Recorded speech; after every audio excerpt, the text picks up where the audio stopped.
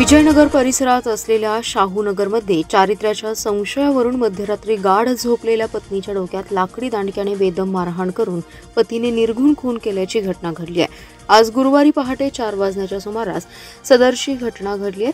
शिलवंती पिंटू पाटील असं खून झालेल्या महिलेचं नाव आहे। खुनानंतर संशयित पती पिंटू पाटील हा 2 लहान मुलांना घेऊन पसार झालाय। संजयनगर पोलिसांना माहिती मिळताच पिंटू पाटील याच्या शोधासाठी पथक हे मंगळवेढा परिसरात रवाना केलं। स्थानिक गुन्हे अन्वेषणच्या पथकाने अवघ्या 12 तासात सोलापूर जिल्ह्यातील अंत्रोळी येथून पिंटू पाटील याला ताब्यात घेतले। संशयित पिंटू पाटील हा मूळचा मंगळवेढा तालुक्यातील फुलजंती गावचा रहिवासी आहे। काही वर्षांपासून तो सांगलीत राहत होता। गौंड्याच्या हाताखाली किंवा मजुरीची कामे तो करत होता। शिलवंती हिच्याशी पिंटू पाटीलचं लग्न झालं होतं। दोघांना 2 मुले आहेत। सध्या विजयनगर जवळील राजश्री शाहूनगर येथे रत्नदीप कारंडे यांच्या बंगल्याचं काम चालू होतं।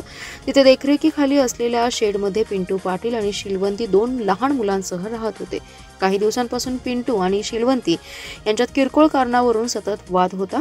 गुरुवारी पहाटेच्या सुमारास पिंटूने बांबूने शिलवंतीच्या डोक्यात वार करून तिचा खून केला। त्यानंतर दोन्ही मुलांना घेऊन शेडला बाहेरून कडी लावून तो पसार झाला।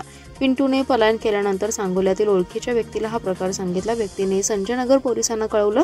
त्यानंतर संजयनगर पोलिसांनी बांधकाम सुरू असलेल्या ठिकाण शोधलं। शेडची कडी काढल्यानंतर आतमध्ये शिलवंती पाटील ही मृत अवस्थेत पडल्याचं आढळलं। घटनेची माहिती मिळताच पोलीस अधीक्षक संदीप घोगे, उपअधीक्षक विमला एम, पोलीस निरीक्षक सूरज बिजली यांनी घटनास्थळी पथकासह धाव घेतली होती।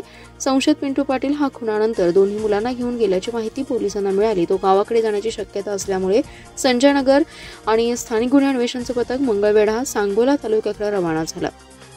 स्थानिक गुन्हे अन्वेषण विभागाचं पथक पिंटूच्या मागावर होतं। यावेळी पथकातील कर्मचाऱ्यांना माहिती मिळाली की तो त्याच्या मूळ गावी अंत्रोळी या ठिकाणी आहे। पथकाने त्या ठिकाणी सापळा रचून संशयित पिंटू पाटील याला ताब्यात घेतलाय।